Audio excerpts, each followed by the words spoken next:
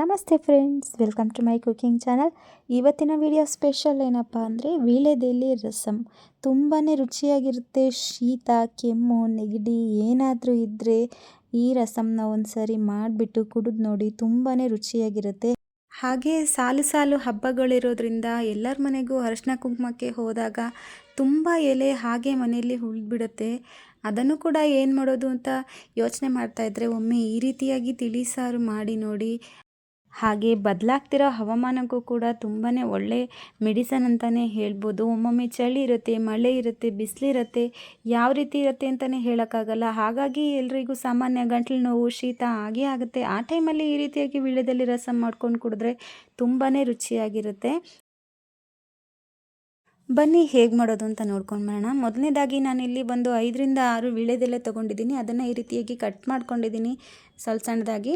ಹಾಗೆ ಇದಕ್ಕೆ ನಾನಿಲ್ಲಿ 1 ಸ್ಪೂನ್ ಆಗೋಷ್ಟು ಜೀರಿಗೆ ಸೇರಿಸ್ತಾ ಇದ್ದೀನಿ. ಹಾಗೆ 1 ಟೇಬಲ್ ಸ್ಪೂನ್ ಆಗೋಷ್ಟು ಕಾಳುಮೆಣಸನ್ನು ಸೇರಿಸ್ತಾ ಇದ್ದೀನಿ. ಜೊತೆಯಲ್ಲಿ ಒಂದು 5ರಿಂದ 6 ಬೆಳ್ಳುಳ್ಳಿ ಹೆಸಳನ್ನು ಸೇರಿಸ್ತಾ ಇದ್ದೀನಿ. 1 ಹಿಡಿ ಆಗೋಷ್ಟು ಕೊತ್ತಂಬರಿ ಸೊಪ್ಪನ್ನು ಸೇರಿಸ್ತಾ ಇದ್ದೀನಿ.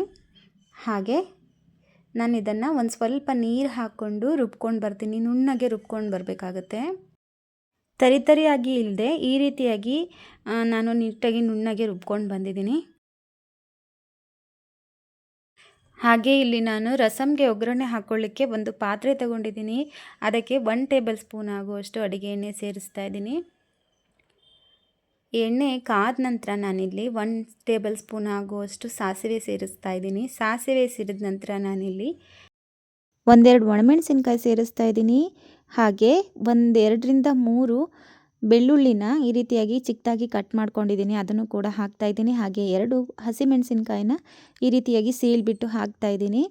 ಇದೆಲ್ಲವನ್ನು ಎಣ್ಣೆಯಲ್ಲಿ ಸ್ವಲ್ಪ ಫ್ರೈ ಮಾಡಿದ ನಂತರ ನಾನಿಲ್ಲಿ ಸ್ವಲ್ಪ ಹಿಂಗನ್ನು ಸೇರಿಸ್ತಾ ಇದ್ದೀನಿ. ಹಾಗೆ ಒಂದು ಅರ್ಧ ಟೇಬಲ್ ಸ್ಪೂನ್ ಆಗುವಷ್ಟು ಅರಿಶಿಣ ಪುಡಿಯನ್ನು ಸೇರಿಸ್ತಾ ಇದ್ದೀನಿ. ಇವೆಲ್ಲವುಗಳ ಘಮ ಬರೋವರೆಗೂ ಹುರ್ಕೊಂಡಾದ ನಂತರ ನಾನಿಲ್ಲಿ ಒಂದು 2ರಿಂದ 3 ಚೆನ್ನಾಗಿ ಹಣ್ಣಾಗಿರೋ ಟೊಮೆಟೊನ ಈ ರೀತಿಯಾಗಿ ಮ್ಯಾಶ್ ಮಾಡಿ ಹಾಕೋತಾ ಇದ್ದೀನಿ. ಮಿಕ್ಸಿ ಜಾರ್ನಲ್ಲಾದರೂ ಹಾಕೋಬೋದು ಅಥವಾ ಚಿಕ್ಕದಾಗಿ ಹೆಚ್ಚಿ ಕೂಡ ಹಾಕೋಬೋದು. ಇದು ಎಣ್ಣೆಯಲ್ಲಿ ಚೆನ್ನಾಗಿ ಫ್ರೈ ಆಗಿಬಿಟ್ಟು ಹಸಿ ವಾಸನೆ ಹೋಗೋವರೆಗೂ ಹುರ್ಕೋಬೇಕಾಗತ್ತೆ. 1-2ರಿಂದ 3 ನಿಮಿಷಗಳ ಕಾಲ ಹುರ್ಕೊಂಡ ನಂತರ ಇದು ಕುದಿಲಿಕ್ಕೆ ಸ್ಟಾರ್ಟ್ ಆಗುತ್ತೆ.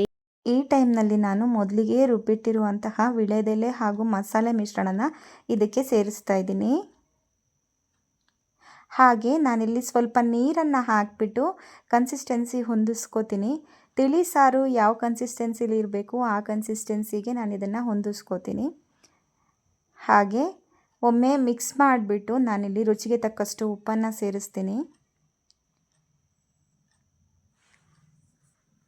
ಹಾಗೆ ಈ ಸಾಂಬಾರನ್ನ ಕುದಿಲಿಕ್ಕೆ ಬಿಡಬೇಕಾಗತ್ತೆ.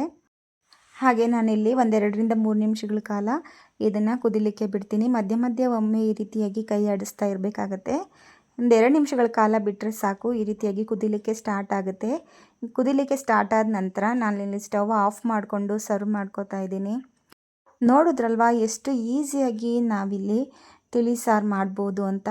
ಹಾಗೆ ಶೀತ, ಕೆಮ್ಮು, ಗಂಟಲು ನೋವು ಯಾವುದೇ ರೀತಿಯ ಪ್ರಾಬ್ಲಮ್ ಇದ್ದರೂ ಕೂಡ ಈ ಸಾಂಬಾರನ್ನ ಒಮ್ಮೆ ಟ್ರೈ ಮಾಡಿ ನೋಡಿ, ನಿಮಗೂ ಕೂಡ ರಿಲೀಫ್ ಅನಿಸುತ್ತೆ. ಸೊ ಈ ವಿಡಿಯೋ ನಿಮಗೆ ಇಷ್ಟ ಆಗಿದರೆ ಲೈಕ್ ಮಾಡಿ, ಶೇರ್ ಮಾಡಿ, ಕಾಮೆಂಟ್ ಮಾಡಿ. ಹಾಗೆ ನನ್ನ ಚಾನಲ್ನ ಸಬ್ಸ್ಕ್ರೈಬ್ ಆಗೋದನ್ನು ಮರಿಬೇಡಿ. ಮುಂದಿನ ವಿಡಿಯೋದಲ್ಲಿ ಸಿಗೋಣ. Thank you.